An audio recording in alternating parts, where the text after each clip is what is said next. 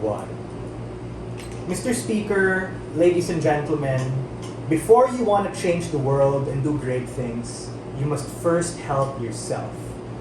We're going to be very clear from government side that we recognize that the interest of the trans movement and all of these largely left-leaning ideologies are good, but this ultimately is an actor motion wherein we have to take into account chronologically what is best for the own individual interest and career of a particular prominent actor first, given that they're prominent.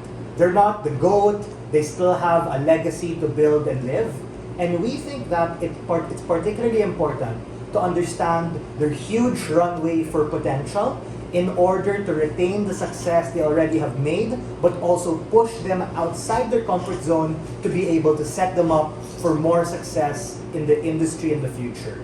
And by success, I mean things like access to other opportunities and other roles to be able to hone their skill set even further and even push them outside their comfort zone, which is ultimately a hallmark of a brilliant and great actor who is not reduced to their particular comfort zone. We think that a good and rising actor is someone who is already comfortable in their own skin. They've fully been able to understand what they're good at, what they like, who they are, and we think that the world is their oyster in terms of other particular roles that they can actually get. Second piece of framing is, what do we mean by actively reject roles?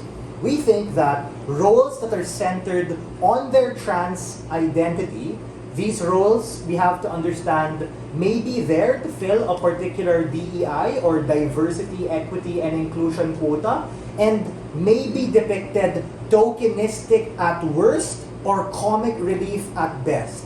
This is parallel with TV and media depicting the Asian dude as smart but he gets killed first in the horror movie, or the black dude who's super duper funny but ultimately doesn't have that huge impact to that particular role.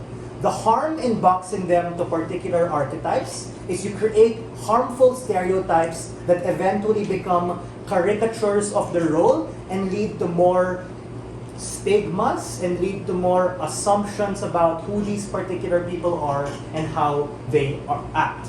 But we think even if they were like a lead role in this particular trans movie and it's really solely based on their identity, there are 4 harms. First, it makes the role solely about them, which actually is counterintuitive to their interest in the trans movement since it becomes more divisive rather than cohesive in bringing them together. Secondly, even if these roles are successful, it boxes their own capacity into these particular roles, which limit their career in the medium to long run. Third, it's counterintuitive to the progress that the trans movement has already made, because we're going to very clearly tell you that yeah, we've made significant traction already, we've broken past these particular ceilings, and we think we don't want to backtrack the movement when we backslide and make things more divisive rather than talking about other things. And fourthly, it's a bad form of representation.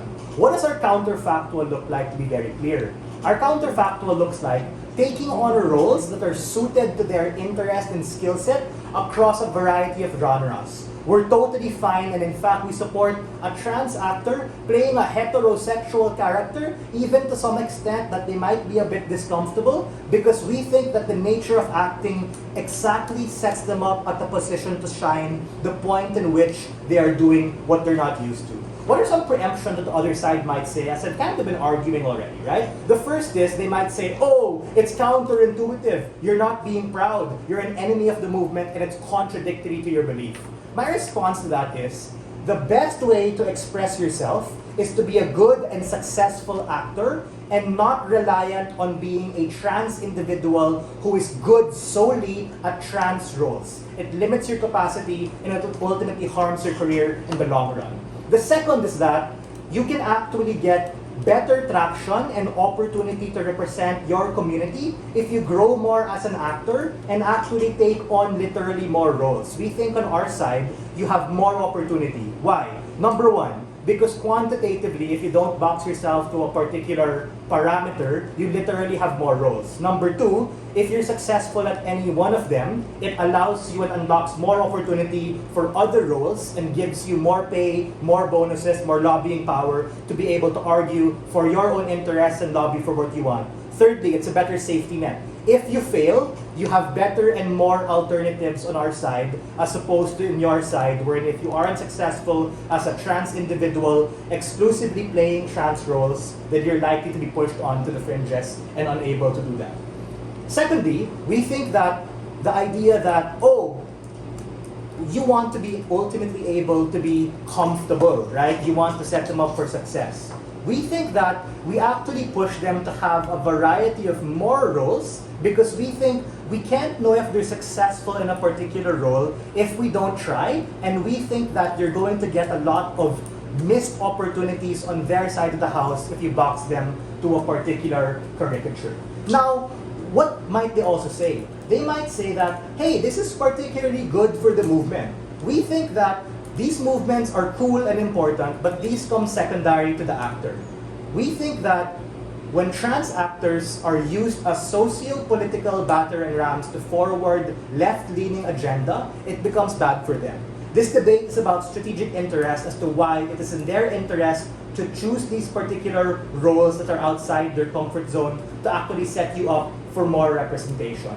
Basically, it's actually ironic that if you want to represent your identity best and the community you're fighting for, you have to reject the roles that are solely about that so that things don't become divisive and you don't create tokenistic ideas. What I told you from my speech is that when these particular individuals are truly proud, you can actually get the best form of representation and self-expression if you're able to focus on other particular features in order to set yourself up for better roles and ultimately be able to make the industry as a whole better, wherein particular individuals have a chance to shine even if they're uncomfortable. We tell you three things coming from our side. Firstly, it's in their interest for economic opportunity to actually have more roles. Number two, if you want better collaboration for the movement, it's best to do it through this. And lastly, there are better safety nets on our side if you actually do that. And for all these reasons, we're very proud to open the door.